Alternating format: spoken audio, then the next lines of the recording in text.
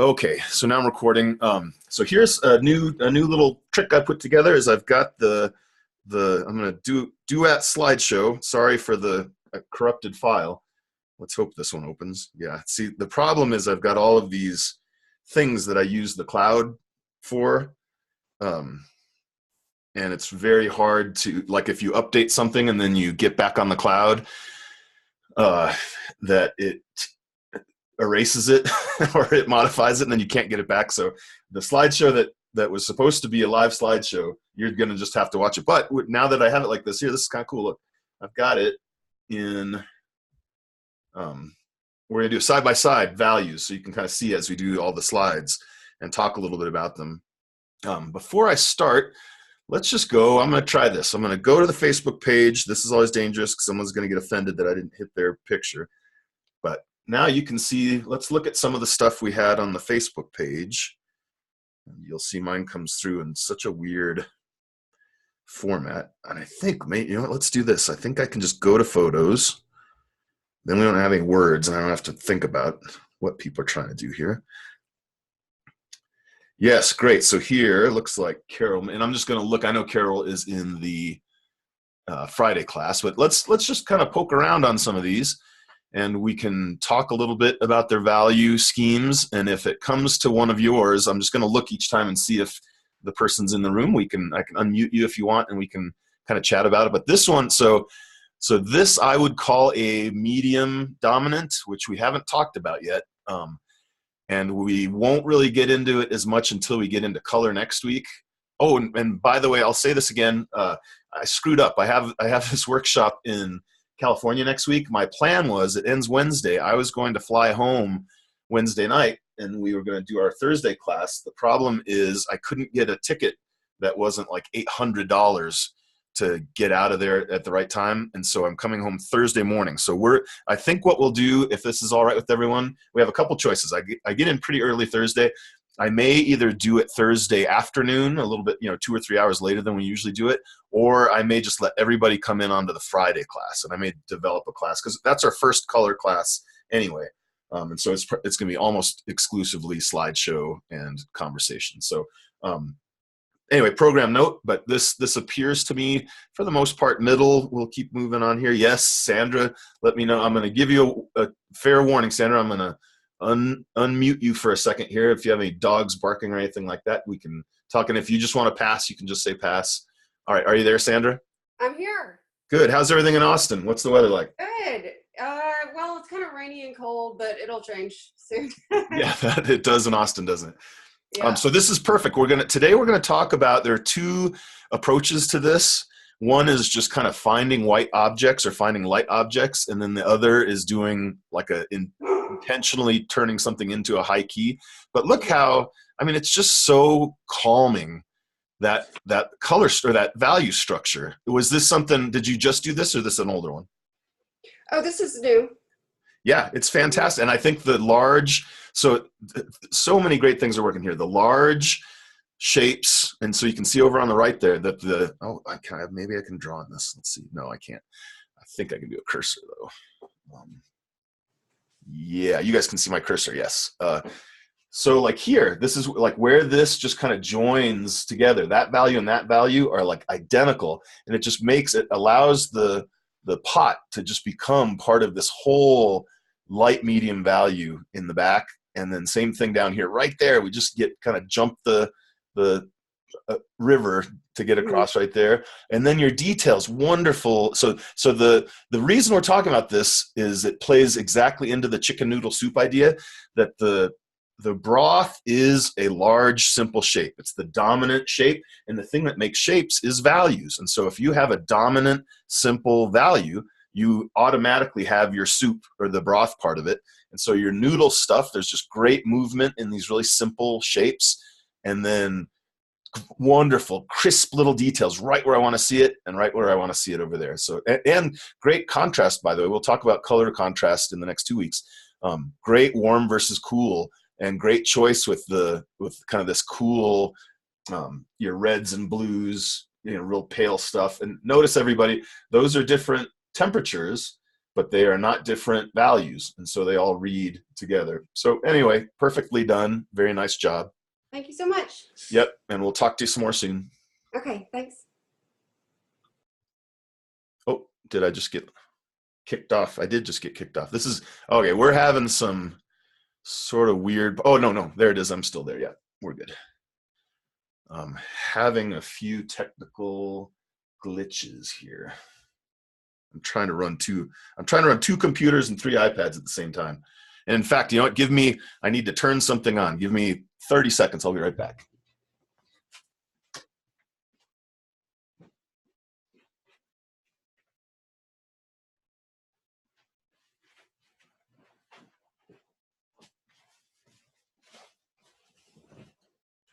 All right, sorry about that. Jan Pearson is here.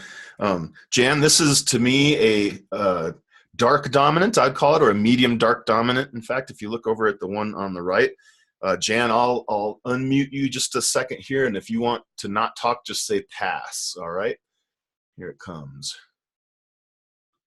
All right, Jan, are you there? Oh, maybe it's not letting me do it. Are you there, Jan? Can you hear? Oh, she doesn't. Jan, do you hear me? You probably hear me, but you can't talk because I think you're just getting the audio in. But anyway, this is. Oh, I do hear you there, Jan. Can you say something? Hi, I'm here, but I'm on the phone. Oh, okay. Well, I'll. Is there anything you want to? Yeah, I'll just mute you. Sorry, I'll just mute you. We're gonna get a lot of feedback if we try to do it that way.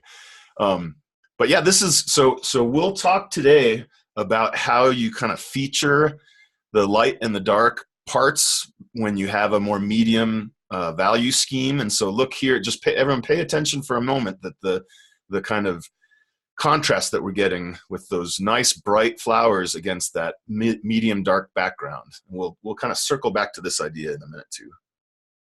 But great job, Jen. That's they're like paper thin. So this is, I believe this was Twachtman. It may have also been Bato, that guy Bato, but I'm pretty sure it's Twachtman. I did a Google reverse image search and it didn't come up with anything, but if it's in this, I have a light dominant folder.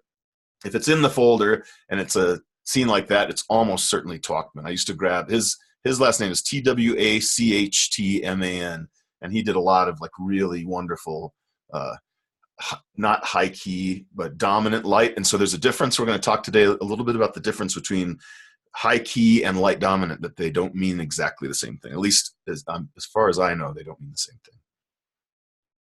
And here, wonderful, who do we have here? This is Jan again. So Jan, here's some kind of critique advice on this. I can't jump over onto my iPad to draw on this, but I think you should glaze just a little orange, like really thin, little bit of orange or something, just some warm color into the middle of this, because you're feeding the eye in all these ways. You're feeding the eye into the center of this flower. And in fact, flowers are designed by nature to do that, to lead your eye in. That's how bees find their way. They're like little landing strips.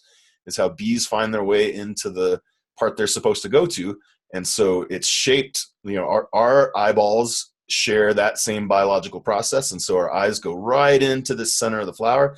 And when we get here, a wonderful little, I think just a little warm hint, just like very thin orange. If you drop something in there, that's going to make that one really pop. All right. Also, sorry, I started too soon. I still have a couple of things I need to do. Give me another 30 seconds. I've got to fill up my water jug for painting. I'll be right back.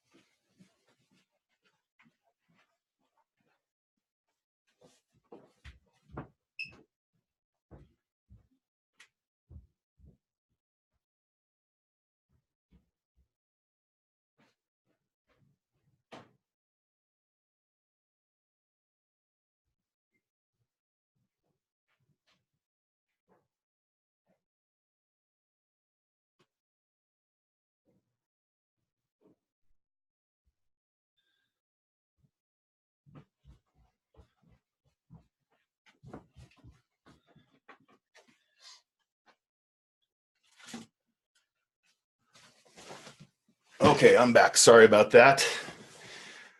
Of course, I took all my equipment on my workshop, and now figuring out where I put all of it is being a bit of a challenge. All right, so here we have, I think this is Peggy's, right? Let me see. It did say your name on it. Yes, Peggy. So yes, I'm shocked that this is digital. Every time I look at it, I feel like that it looks so much like a real painting. Sorry, I'm out of breath. I had to run all the way up 2 flights of stairs and all the way back down to get my water jug. Yeah, really wonderful use of value to unify the background with the dog. And look there on the right, you can see the 2 pieces of background. And actually, you know what, Peggy, here, let me unmute you for a second and just say hi if you're still on here. Yes, there you are. How are you, Peggy? Can you hear me? I am great.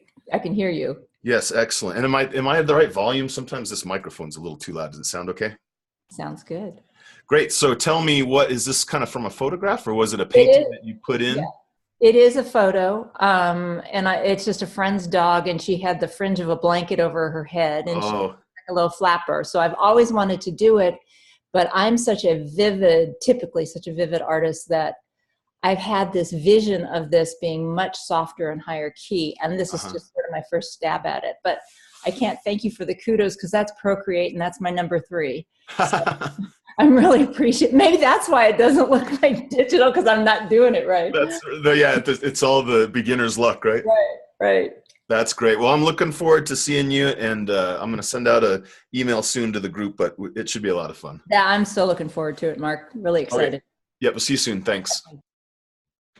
All right, we'll look through a few more here. This one is Jan again. Oh, Jan, you timed that just right, Jan. You're showing up in every one of these. And so same thing, I think this is a little bit more, if you look on the value version and squint, it's a little more to the medium dark dominant, which is fine. And then the lights, here's a trick, everyone who's listening in. If you have an object that is white or that has very bright lights in it that you want to be your focal point, cheat the medium value a little bit darker than it is in reality. So in this case, if you have anything that's not the whites of the flowers, let's say even the colored parts of the flowers or the background. Another way to think about this, I was just doing an online class with Ray Roberts. If you have a white house and green grass, and the green grass, let's say, is a medium number 5 dead in the center value, if you darken that value on purpose by 1 value, so it still looks like light grass, you lighten it a little bit, that white pops out a little extra. And so we'll be talking that effect in value and in color are a couple of the themes that are coming up this and next week. So great job, Jan. I really like these. And Kaz, he's in Friday's class, but cool anyway, right? Like here's what's great is look at there's no difference between the color one on the left and the no colored one on the right. But that's a great image. Here, I think this is Denise. Is Denise in this one? No, I think she's also in Friday. But yeah, she's asking if it's dominant. She's putting the percentage of light at 80%. I almost think it's like 90%. If you really squint at it, the only darks are the figures, helmet, and the hands. And I even think the light on the figure is kind of close to medium light. Maybe not the helmet. The helmet could be right in the middle. And then a lot of that stuff in the background is quite light. So that's a very predominantly light value. And here, light dominant, yes.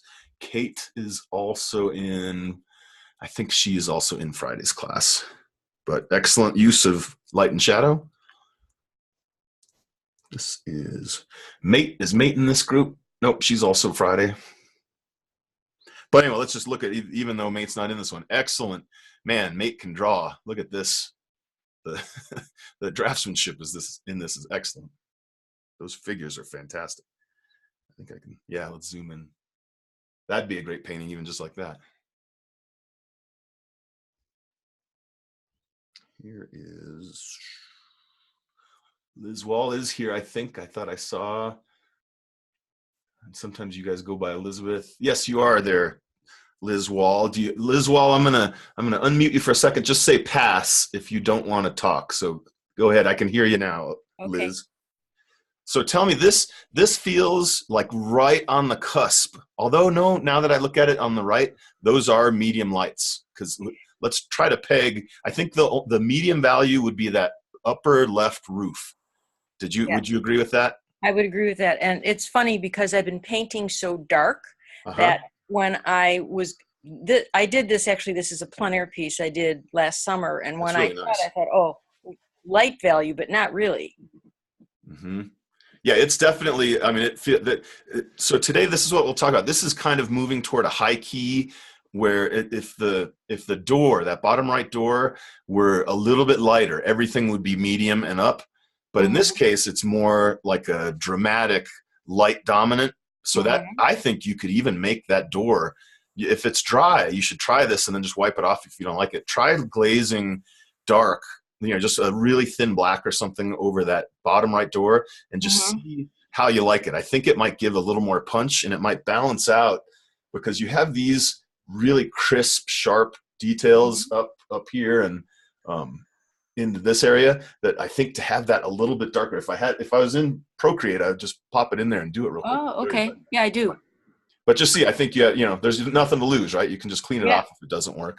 Thank you. That's an excellent composition, and everybody who's just kind of playing along, especially in the value version, look how much movement we get through the masses, through these huge shapes. You can just move all around without being stopped, and then she just stops our eye like in these 4 spots.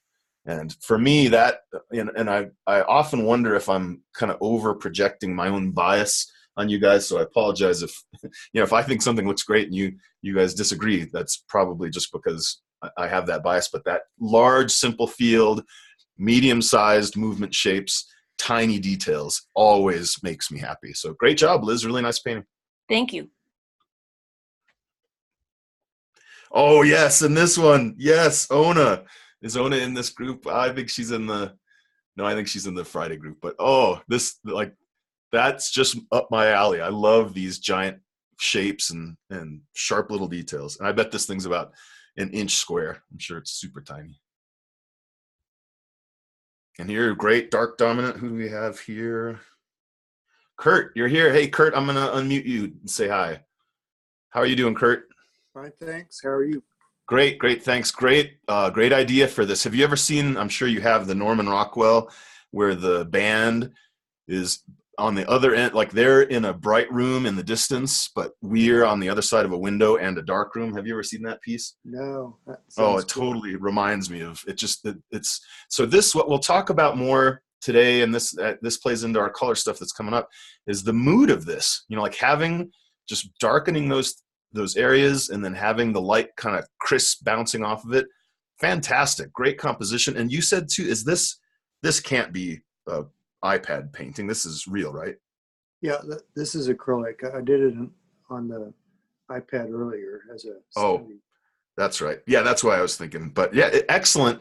I mean, all around, just the feel of it. I think somebody had mentioned in one of the comments, the narrative, you're kind of like mid-narrative, but it's doing everything you want a piece of art to do. Okay, thanks. Yeah, thanks, Kurt. Sorry, I just brought you in to say, yeah, thanks. Here is Margaret. I think Margaret might have moved to Fridays. We'll get to that one tomorrow. And actually, we're getting close to starting the class. I love how Margaret lets this wood show through. I actually cut her panels for her and then either ship them to her or she visits Colorado a lot and picks them up. So I know I'm intimately familiar with this grain pattern because all the wood I paint on has that too. But look really wonderful. Look at her value system over here. Look at how matched up all of that stuff. Even though there are a million different colors, that the values match up and create larger, simpler shapes. Good job, Margaret.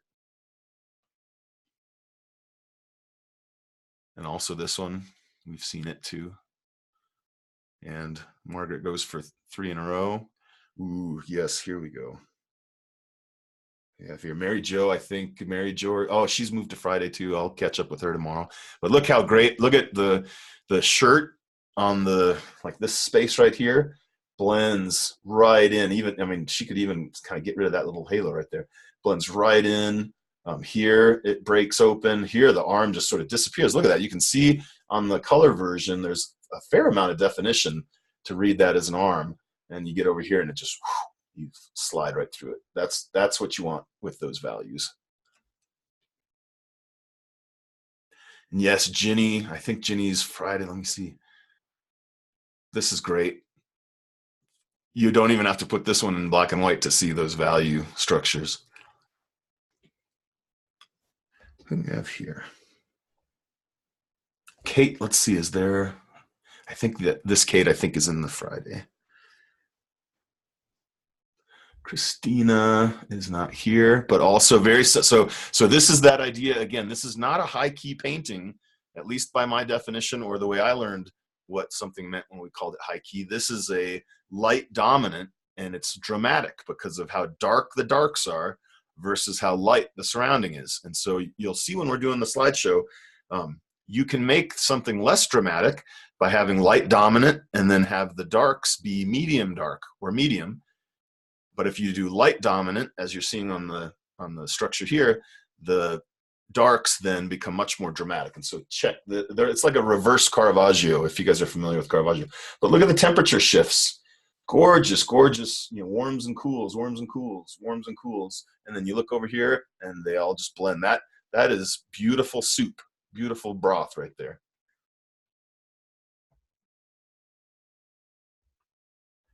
Oh, yes. Is Pat in this one?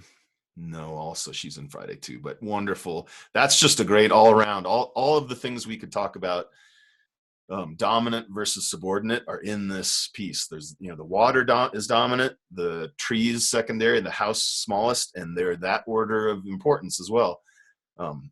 Great warm versus cool, great light versus dark. Excellent, excellent painting, Pat.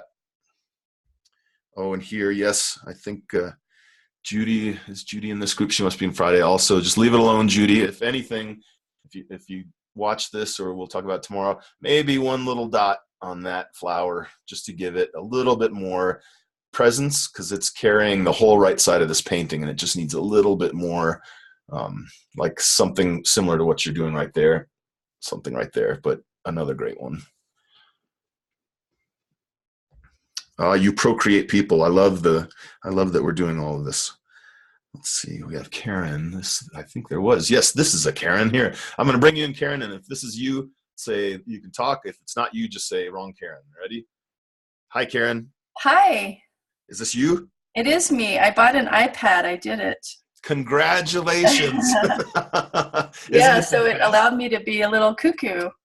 It really, so yeah, let me make a pitch as long as we're here talking. I do this every time I talk about an iPad, is that yes, the things that you would never be able to try, whether because you didn't think of it or because you don't have the time or you don't have the inclination. For me, it felt like if I was goofing off in the studio, it felt like I was wasting time that could be better spent not goofing off. And so with Procreate, it happens so fast and you have so much access to all kinds of weird stuff that you get to experiment and try to implement some of those in real painting. So great choices. Are you using, I assume it looks like you're using Procreate also? Yeah, so I started a painting and I wasn't totally happy with it. So I took a picture of it and then I started, you can see like that big white blob on the horse. I just started to look at values, shapes, rather than, trying to draw a horse. Yes. And I think later today I'll go back into the painting with some things I tried. I ended up changing it again after this, actually. This blue kind of shadow isn't blue anymore. It's kind of a warm orange, but it was really kind of fun and interesting. Yeah, and it's great. So you have an existing painting that then you photographed and brought in? Is that what you did? That's right, yeah. Yeah, great. And that's what it's great for, even if you're not doing things that are experimental. Or I guess everything you do on it would be experimental, but you can test, just different minor variations of value of sky color and these different things. It's just so great for that. So congratulations. Which one did you get? The big one? No, I got a mini. I couldn't afford the big guy, but yeah, they're expensive. I'm enjoying it. I took it to a figure drawing class and I did my gesture drawings on it, and it was really fun. Yeah, I love, and for those of you who didn't take my iPad online class, you can split your screen. Well, I'll explain this at some point, or if somebody reminds me on the Facebook page, you can split your screen, and on the left side have a YouTube video. They have videos of models, like live models that aren't standing completely still. And then on the right side, you can have your Procreate, and you can just figure draw right there, without even leaving your house, which maybe that's a bad thing for for some people, but for me, it's just great. All right, great job, Karen. Wonderful. Congratulations on your new iPad. All right, folks, I'm going to switch over. Sorry if I didn't get to you, but if, as I was saying earlier, some of you weren't here. I think the solution to the critique issue is that I just have to set up a separate time, and people are going to have to submit them via email, so I know what people are taking seriously and what they actually want feedback on. Otherwise, like when I do this, it's fun, but I'm not really sure in a lot of cases, and also half the class is in the Friday, and it's just sort of cumbersome. So at some point, I'm going to set up some separate a separate critique group or a critique club or something like that we can go over and do that stuff there. But I'll still, for the rest of this class at least, we'll get here early, and if you send me a little message, I'd love to have this critiqued or something like that, I'd be happy to do it, as long as we don't get 400 of those. So let's start this slideshow. This is the missing slideshow from what you guys were supposed to get last week that I couldn't get out to everybody from the hotel, which is really, you take it for granted that I've got screaming fast internet at my house. And so I have all these things that I can do and I don't even think twice about them. And then you go to a terrible hotel, not a terrible, it's actually a very nice hotel, but terrible, 1 megabit per second internet, and your whole life falls apart. So anyway, what we're going to do, I'll do this as the slideshow, and we're going to view it in dual screen. This is just the same slideshow, obviously. In fact, it's the same feed. I've just multiplied it and made one of them black and white. But let's just spend our time. I think I can annotate these. Let me see. Oh, of course, now something goes wrong, doesn't it? Let me annotate. All right, everybody's, well, I'm not going to risk. If I unplug this, I may never get it working again. So I'm just going to I can't draw on the screen like I usually can. For whatever reason, my pencil is just not connecting. So I'm just going to have to talk about where things are. So let's briefly recap this idea that in the world, there are infinite variations of people. And sometimes certain groups, families, tend to have characteristics in common. They have big ears, or they have big feet, or blonde hair, or blue eyes, or brown eyes, or something like that we can distinguish. And if they're close enough, we call them family members. And if they're really close, we call them twins. If they're pretty close, they're siblings. If they're kind of close, they're cousins. And if they're not all that close, they're like third cousins or distant relatives, something like that. So I like to use that same idea in value. They group together according to their appearance. And so I call the Dickinsons, or lately I've been calling them the Darkinsons. Once the joke's out of the bag, it's kind of fun to call them the Darkinsons. The Millers and the Lees are the darks, the mediums, and the lights. And in this situation, last time we talked about the Dickinsons being the most prominent and common in the scene. This time we're going to talk about the Lees, the lights, being the most common. There is a way to do the Millers as dominant, but it's a little bit trickier, and I'm going to save that for when we switch over to color, because most colors out of the tube are pretty close to a medium value. Orange, red, cobalt blue. No, that might be all of them. I shouldn't say most colors then. It's the way we tend to use color tends to be in a medium dominant fashion. If you think of like Vincent van Gogh paintings, that's a pretty easy way to, he did a lot of, and certainly Cezanne, a lot of kind of medium dominant, so that it exists. It's a little bit more technically challenging, and I want to make sure we have these ideas down first. So what we're talking about is a value proportion, and it's easier to say it's just light dominant. And if you guys check out the Facebook page, there are quite a few really great paintings that people came up with and put them up on there. So in this case, last time we talked about the big, dumb, dark shape. Now we're going to talk about the big, dumb, light shape. It's nice, too, that the images are kind of small on the screen so that you can just see them as little thumbnails, as opposed to, it's a little bit tougher to see when they're large. So if you want to study the greatest value structure paintings, I think, of all time, study John Singer Sargent's Morocco paintings. He has a series, and I'm going to show you a few of them right now.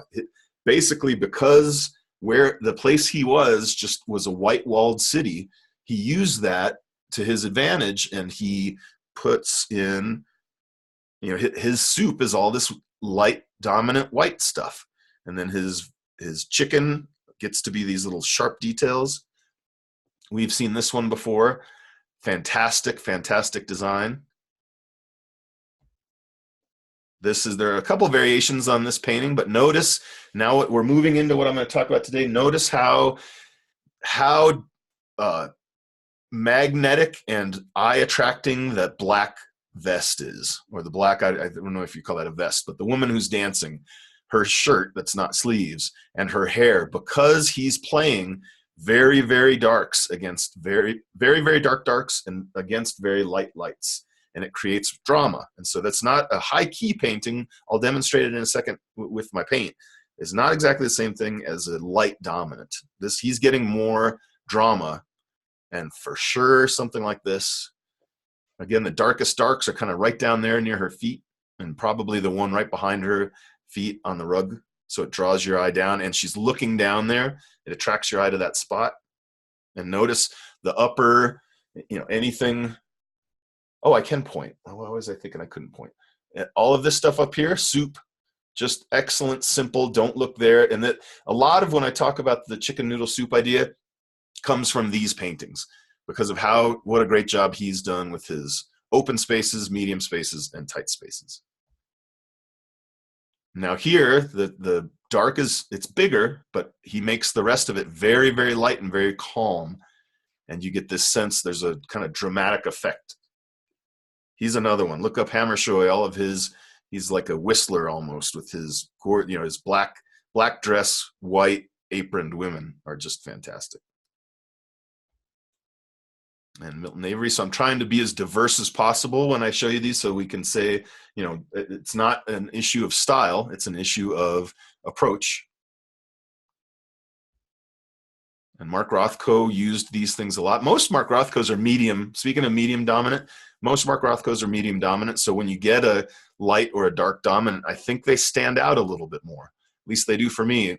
If you've been to Houston and gone to the Rothko Chapel with all those giant, nearly black Mark Rothkos, there's a very pronounced emotional effect. At least that's what happened to me when I went.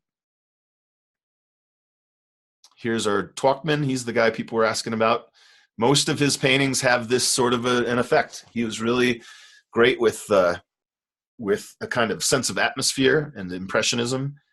I guess we don't have to see that one in black and white to know what's going on. And all of these are in the Facebook.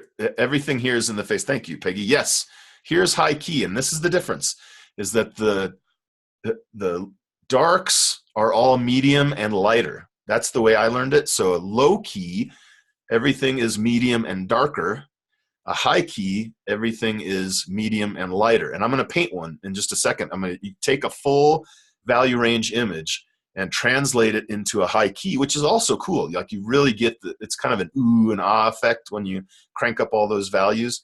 But I want to show that there's a difference between those two approaches, and that's kind of going to be our assignment part 2 this week. It's to tinker with both ideas. So like this to me would not be a high key because there's so much black in it. It is absolutely a light dominant painting, but it doesn't have the same effect, right? There's a calm simplicity here. They're both fairly simple. This is a calm simplicity. This is a much more, I don't want to use the word engaging, but a much more kind of, the contrast forces me to do a little more work. This I get to kind of eat. This would be, let's see if I can do a food analogy. This is like a cupcake with frosting, and this is a little bit more like burnt toast or something. Like it has a little. Sorry, my wife told me to stop laughing at my own jokes. that I can't help it though, because I don't have I can't hear you guys. If I tell a joke in a class, I can actually hear everybody. So same thing here, that it creates zones of interest, these contrasts. And so the same with, this has those zones, but they're much more subtle. Maybe that's the word I should be using. The high key is a much more subtle engagement, and the full range light dominant is a much more aggressive, I guess would be the word. There's just more going on. I don't know who painted this. Sorry, I would give credit. If anyone knows, I checked and checked and checked, and I couldn't find the artist, but just wonderful use. Oh no, Catherine Meeks, are you kidding? Is this one yours? Hold on, I gotta unmute you. This is the best. Let me see. Let me come find you, Catherine. Give me a sec. Oh, how come I can't find your name, Catherine Meeks? How are you? Here you are. Okay, Catherine, I'm gonna unmute you. So this is you for sure, Catherine. You painted this? Yes, it is. Good job. I love this, and I've been using it for a while. Tell me something about this painting. This was done after a beautiful spring day. I live out in the country. All the flowers were out, but I had to go into the city for art supplies. And so I was totally transfixed by this scene of concrete and sunlight and no green at all. Yes. I live in a kind of, or I live adjacent to, here, now we got it fixed so we can get you credit. I live adjacent to the grayest neighborhood, the kind of suburban tract home, but this isn't even, like, they don't even have the beige houses. This is like white and gray and a little bit darker gray, every third house. And if you've ever seen my kind of suburban houses, they're from that neighborhood for that reason. I just love, like, what everyone else hates about this stuff, and I can see you love it too, is that's what I do love it. And the clarity. Oh, what a great game to play. Who knows who painted this? Me. Great. Thank you, Catherine. I appreciate it. Great. Thank you. Yeah, that's fun. Serendipity. And just also everyone pay attention the soup, how the interesting, it's not just flat information. There's a lot of stuff going on in the wall there, but the simplicity of it, the clarity of the value structure is super satisfying. Thank you, Catherine, for letting me use your picture. And I know Lisa's not in this class, so I don't have to worry. But Lisa Breslow is another. Everybody check her out. Her handling of her soup areas is really well done. She layers it on with a palette knife, and so you get big chunks and patches, but the values all stay consistent. And this one kind of borders. This one's light dominant, but not. It's not. I'd even call it like a 75% or so. It's not really high. Like this one. That's pretty much everything in there other than the car and the curb and the medium color on the kind of rusty color. But I'd call that purple wall just lighter, slightly lighter than medium, which I guess the other thing is too. But anyway, clearly that's dominant light.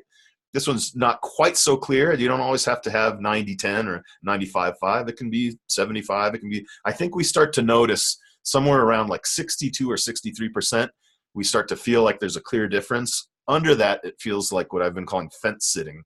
It's, you get a 50-50 or a 45-55, and it just doesn't feel like there's a clear dominance. But there's another Lisa, really nice big. Notice how she's putting the paint on in the street there. Warm and cool shifts. Another, I got a bunch of Lisa. So this, here's kind of the question here.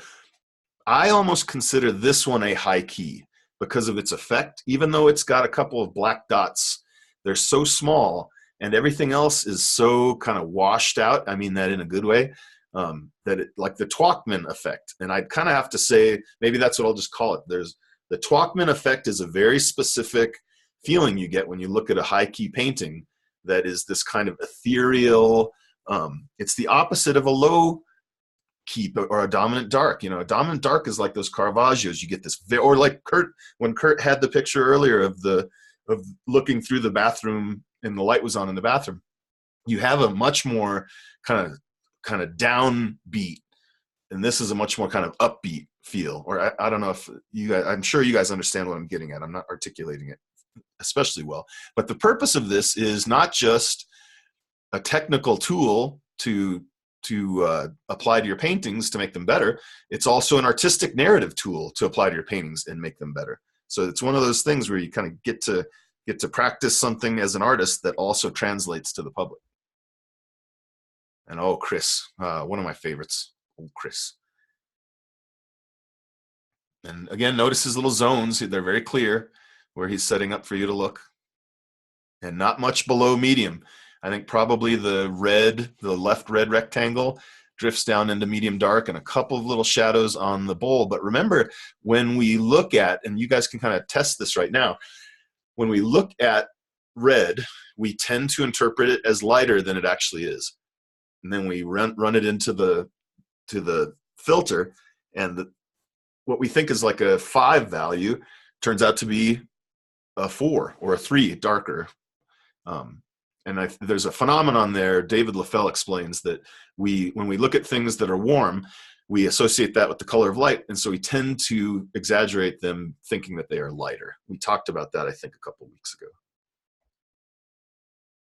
And you abstract folks, check out, if you people who have any abstract interest at all, if you haven't looked at Robert Motherwell's collages, just go to Pinterest and just type in Robert Motherwell collages. They're just fantastic. He's such a great designer. He has such a great eye for color relationships. They're really cool little bits, the little cutout tiny pieces. And I think we looked at this, Mitchell Johnson, in the tangent talk. I'm losing track now. I've got all these workshops in addition to this class, and I kind of am losing track with when we talked about what. And even right now, I'm sort of losing track. Oh yes, light dominant. I'm losing track of what I'm even talking about now. Same Jennifer Pochinski, she's great shape-based. If you folks who are kind of more in the figure realm and the loose figure realm, she's still thinking in terms of shape, and she's still thinking in terms of value relationships and stuff like that. It doesn't, knowing what you're doing structurally does not prevent you from being expressive. I hear that all the time, that, that old thing where we call it overthinking it. I don't think you can overthinking it. I would compare that to saying, you've overbuilt this house that we're having a party in. Nobody's really, you want that house to be sturdy so that you can have the party get crazy. If the house is not sturdy, if the house has been underbuilt, that party can only get so exciting before everything comes falling down. Jenny Nelson, look her up. Also, try to find a shot of a gallery view of one of her shows, and you'll see her light dominance is just gorgeous, and it just lights up. She's in the gallery with the giant white walls and the huge windows, and these are really big abstracts, and they just light up the room. It's that effect, that kind of Twachtman effect of ethereal, beautiful light value. And here Fairfield Porter's kind of exaggerating. Notice that yellow upper roof stuff, this area here, that's in shadow. That ought to be fairly dark, and especially if we're following the rules of light and shadow that we learned back in our classes of what we're supposed to do. But because he wants this to join, notice he's kind of pulling it into the stuff around it, and he wants to feature these pieces down here. If this were dark and this were a little bit darker, I think your eye would get up here and it wouldn't go anywhere else, because he does give us he gives us really strong contrast of value down here. Why isn't there something corresponding up there? Because he wants your eye to keep moving through that space. He was a brilliant. Fairfield Porter's sense of design is incredible. And he's the best at trees, these clunky trees. I hate trying to paint leaves and trees. In fact, I crop them out of my photos most of the time altogether. But he does a great job of finding just the right amount of wispiness in his trees. So this is the Twachtman effect, which could also be called the Chatham effect, because everything he does has something like this in it. And it's just that ooh and ah, again, that feeling you're modifying what the viewer is accustomed to seeing and how they think things look, and you're changing it. You're, what the kids today would say, running it through a filter. You're filtering the image into something different, and that gives an artistic effect. Eric Merrill, another great designer. Look on the left. Look all the color. it feels so colorful, and like there's so much difference, especially between this area back here as it moves down into there. But then look in the value structure, it's all almost one value. There's just a slight transition of value, but because what I said earlier, because the yellow makes us think it's lighter than it is, that almost feels like a big contrast. Then you get it into value mode, and it's a very subtle, those are almost like second cousins, maybe even cousins in value. They're pretty close, and that gives him a chance to then drop heavy duty contrast in a couple of places to get your eye to go there. I love Eric Merrill's one of my favorites. He's such a great painter. And another Paczynski, when in doubt, just put someone in a white t-shirt. That's my trick. Or have a white car. In fact, in my demo, I'm gonna have a white car today too. And here, Felicia, notice the right half of that figure. She's taking away, and here's where we're moving into. There's a dark line here. There's a dark line back here and a dark line here that will pull your eye into those places because it creates contrast relative to the lighter values. But look, she does none of that into this passage here, and so it kind of allows us to just come down and not feel like we're supposed to stay. Imagine if these toes were defined. You'd come down here and you'd spend time down here on these toes. She doesn't want you down there. She wants you back up here, and so she's doing all of her value reinforcements of contrast up in this space and leaving them alone in this space, which is something we'll talk about. By the way, thank you everyone who signed up for the next class. Oh, I was using the wrong cursor, sorry. Here's what I was pointing at. I was using my other computer. God, you guys must think I'm crazy. This was the easier part. This is the sharper part. She wants you to go up here. Sorry for the confusion. And I was going to say thank you everybody who signed up. We are like 4 slots from having my next design class full. So I may not even have to advertise it outside of our group at all. I kind of thought I kind of anticipated some of you guys weren't going to be too jazzed, but some of you signed right back up. So thanks for doing it. We have a lot of fun stuff to talk about over there. I hear Willem de Kooning again. You can get away with a lot more expression, you expressionists. I don't consider myself an expressionist. I consider myself a formalist. I get most of what I get out of relationships of kind of strong, solid shapes, but expressionism is a great thing as well. But look, this would be a structure. If you're an expressionist, or if you want to get into more expressionism, limit yourself to a light dominant group of colors, and then you can just push them anywhere you want, and it'll still make sense. It'll still look cohesive. And so imagine this image if some of these, if this tracing was dark red, and if this was black down here, your eye would be much more inclined to push into those spaces and stay there than it is like this. You've got all this movement in the de Kooning. So you expressionists, this works for you too. And this, my whole joy, notice there are shadows in here, and even the shadows are at least medium light, just lighter than medium, if not a little bit lighter than that. And that's a big no-no in the light and shadow world. Notice the shadow behind the man is the same value as the light on the grass. And they always say, no, you're supposed to keep all the shadow in the shadow and all the light in the light. But look at the effect. The one on the light, it's this vibrant, if you watch the Loving Vincent movie, you'll see a lot of this kind of stuff happening in Vincent's too. So Peggy said, do we read the value structure subliminally despite the bright color? Is that what makes us drawn to the piece? I do. So here I'm gonna theorize based on something. Thank you for asking that, Peggy. That's a very good question. I'm gonna theorize based on something I read. The things that I've read repeatedly come up is that deeper in our brains during our evolution, we needed to be able to distinguish light from dark only, to evade predators and that whole line of reasoning. Sorry, I know some people don't like that approach, but you can modify it however you like. It still works. That somewhere deeper in our brains, earlier in our development, we only needed to be able to see value patterns so that we could figure out what we were doing. And I think quite a few animals are still colorblind.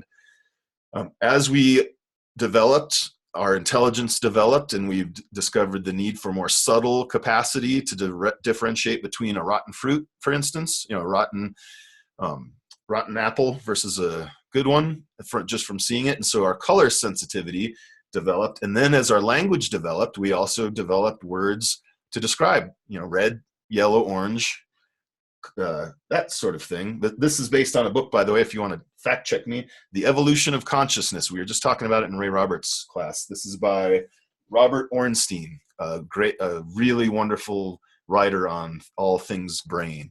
And so, Peggy, to answer this question, do we read the value structure subliminally? I believe that is exactly what's happening. That somewhere deeper, we know the value structure, and then our language brain is able to interpret the color structure. And so this is all a whole concept that we could talk about.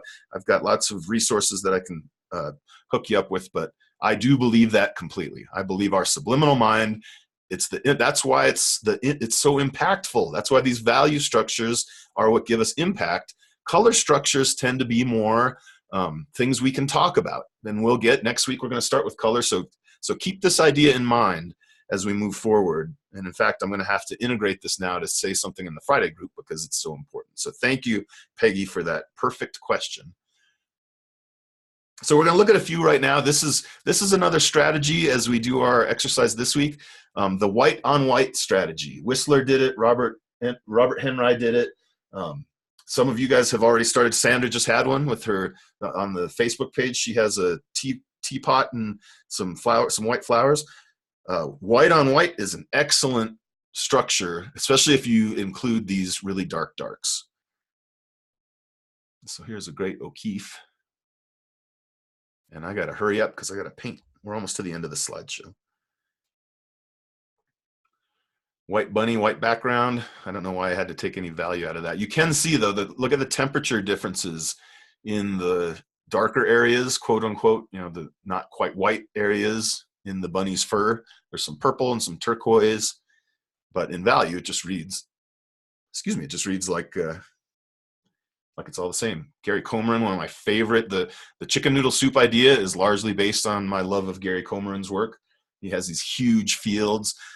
I'm pretty sure this is in the Facebook slideshow. Open that one up and really zoom in. Check out all the cool layering he's doing. And really nice, subtle, linear relationships, too. And you can never get enough old Diebenkorn. I can't. White on white. This great Bato.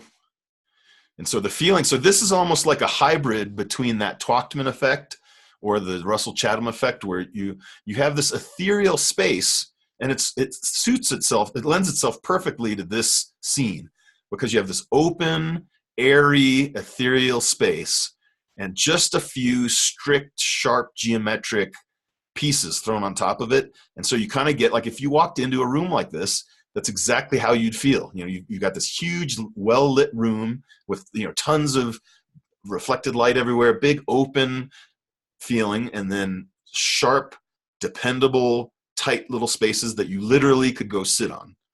This is one of the finest paintings I've seen in my whole life. I love this. Found this weird thing looking through some Andrew Wyeth. Another Sargent with his Morocco paintings. Andrew Wyeth, when we get into color and we talk about medium value structures, that's Andrew Wyeth was a master. But this is still a light, and who knows what's even happening in this picture. It's pretty bizarre. This is a photograph by Joseph Podlesnik, the white on white. He has a great eye for this kind of thing. And notice, I don't think it would work if he cropped out that tree on the right. There's just that little hint when we were talking. I think we talked a few weeks ago about we were talking about large, medium, small shapes being the chicken, the noodle, and the soup. Without those little details over there, I think it's too simple. To me, there is such a thing as taking it one step too far. And I think if we crop out that right quarter inch, we lose. I'm doing it with my finger right now. It still holds up pretty good. But anyway, for the sake of this, I think that works. It works just better. You can't take everything out. Something has to stay. Unless you're Robert Ryman. This is the last slide of the show. Robert Ryman does just he's an abstract artist, quote unquote, and famous. This is, I think, hanging at the Museum of Modern Art. And he has multiples hanging at museums all over the world. And if you wanted to buy one, they'd be millions of dollars. But they are essentially white canvases And I have a little side joke to tell you. I went to the Museum of Modern Art about 10 years ago. It was it was like the month after September 11th attacks. And a friend and I, he is a philosopher, he was a professor of philosophy, walked into a room very similar to this with paintings like this by Robert Ryman. And then one of the things was a access panel to the fuse box or something, you know what I mean? Like a little rectangle. And we could not figure out if that was supposed to be part of the show, if it was a painting in the show, or if it was actually a fuse box. Because it did seem kind of odd that it was just right there on the wall. But anyway, that it can be, the joke here is it can kind of be taken too far. I know Paul had made a joke on one of the forums that we, so if we just keep cropping or we keep zooming in or we keep simplifying, what do we end up with? Well, there you go, which is legitimate. You know, you can still, artists still do this. So this week's talk is about the light dominant proportion. It's a little bit more, there's a little bit more wiggle room in interpretation with this than there is in the dark dominant, because we don't, the reason is we tend to want to look at light things. We tend to want to not look at dark things. So when it's dark dominant, all of that dark passive space is passive. When it's light dominant, let's go back to this Bato. When it's light dominant, we want to look at that stuff. If all of that were dark, we would just kind of skate through it. But when it's light, we think that it's something we're supposed to look at. And so that creates a little bit of a little more complicated situation. So I'm going to switch over here. This would be what we talked about last time, kind of 70% light is the sergeant on the left, 70-ish, maybe it's 72%, something like that. And on the right would be about 90, the fish, you know, white on white, white plate, white countertop, white candle even, and then the color really show, or the darker values really are prominent relative to that. So bear with me. Oh, and here's that's my little painting.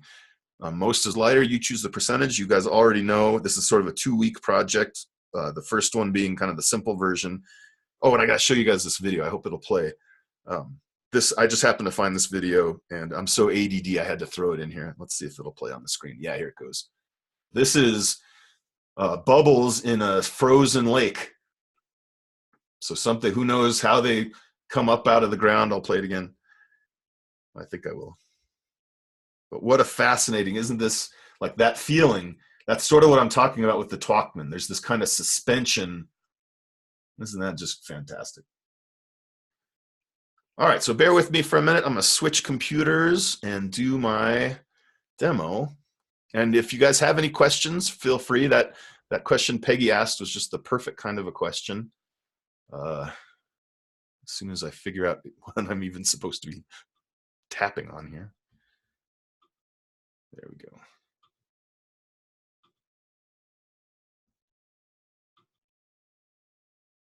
Okay.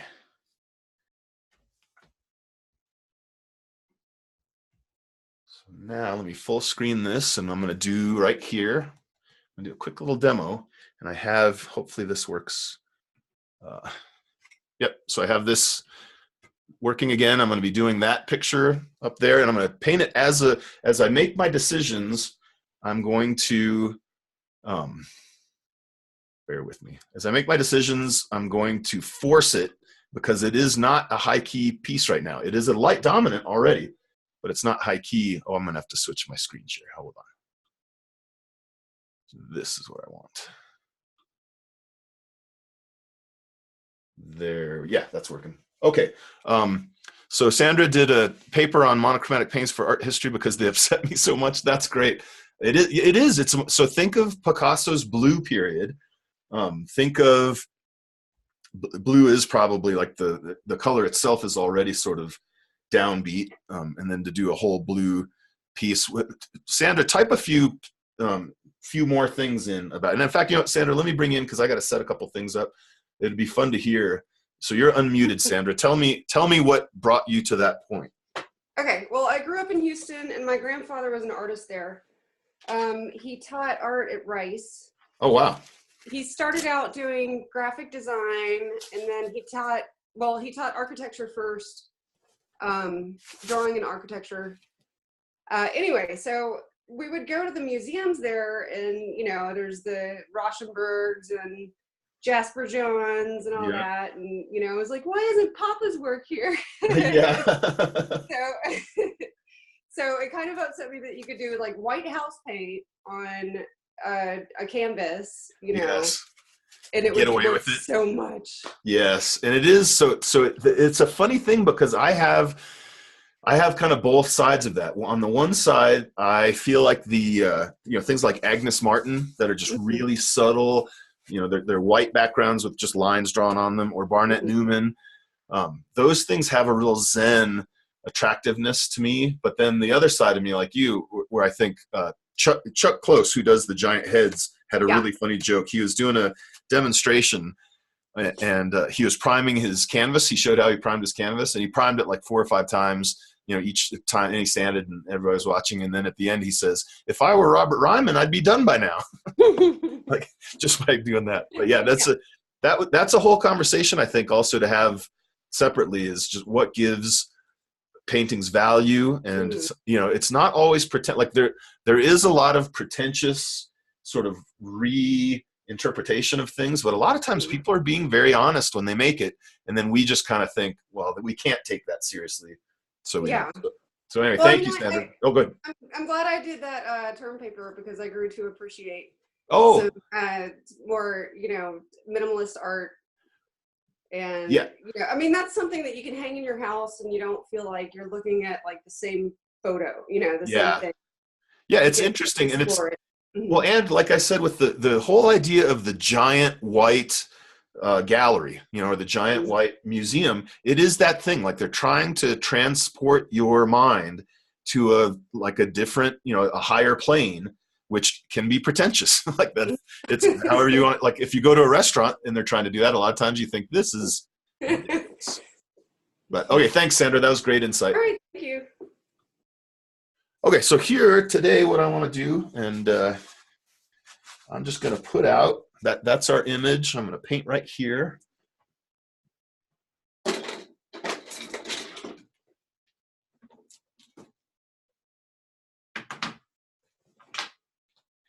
I'm going to put out some titanium white.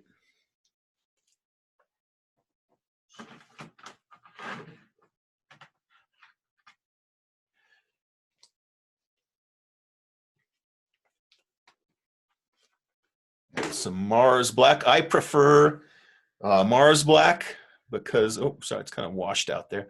I prefer Mars black because it turns a little warm when you mix it with white. And I like that. I just like that it has, when I do a lot of asphalt and, you know, city grays, I like to have them be a little bit warm. Oops, let me get my...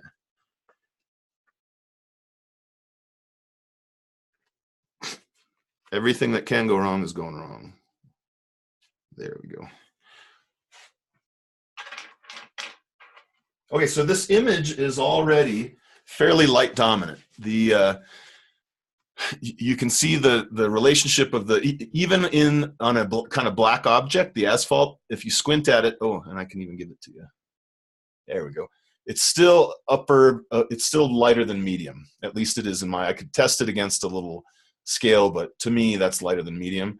And so what I want to do for this high key, the first thing I'm going to try out is just a thumbnail of a high key painting. I'll lay it out first. But the idea here is I don't want, I'm going to put out some neutral number 5 just so I can keep myself honest. I cannot get darker than that value. And so I'm going to start, why don't I just start by putting in my shadows with that value. I'm going to try to translate this image into that kind of Twachtman effect. So actually I can even just use that knowing. I wonder if I can even get away with that being my darkest dark.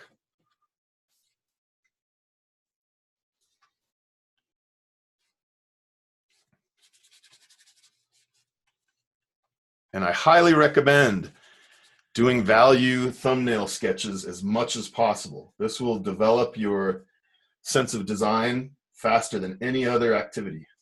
Especially if you have an iPad, mix up on your Procreate program, just mix some light values and put them as if you're putting them on a palette down in the corner. And then when you grab those, you'll be able to apply and keep yourself honest, or maybe paint something and then just increase the brightness. That'll do it too. So this might have some sloppy drawing. I apologize in advance for my rushing.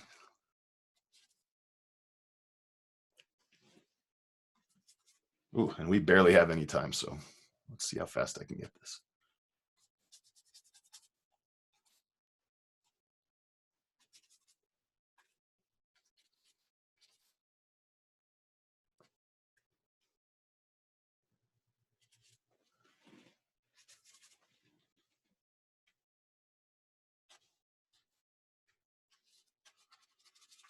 All right, now I want to have a significantly lighter light value, way up to medium light, even top on my scale somewhere around an 8 or 9.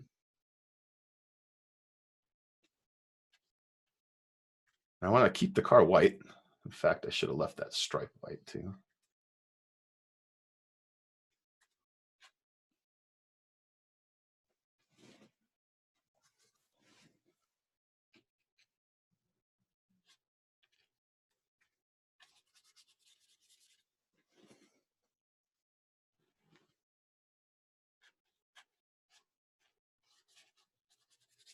Ooh, I bet I can even make that shadow a little bit lighter. Now that I'm laying all of this in, the shadow still feels like it's pretty strong, like structurally strong.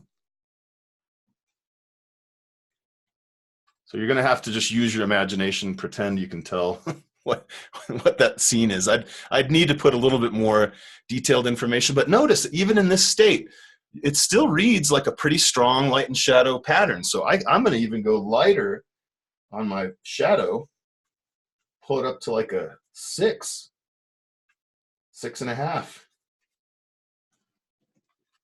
Oh, that's maybe too light.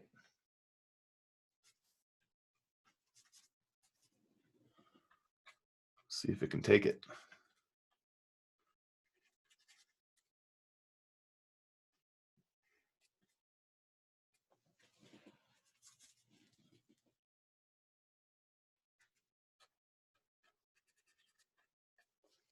Ooh, I might have pushed it too far.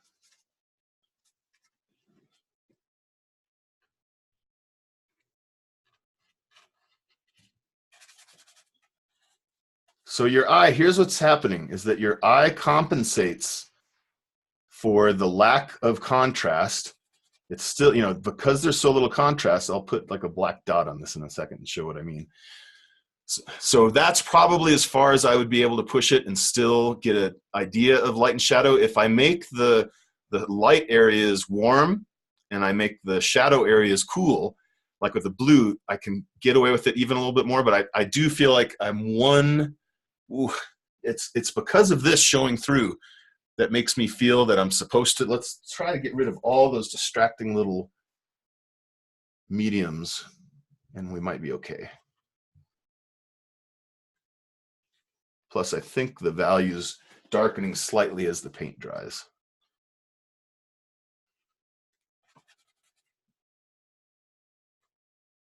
All right, so we are just about out of time. So I know this is a masterpiece. Don't all of you start bidding on it at once, but you get the idea.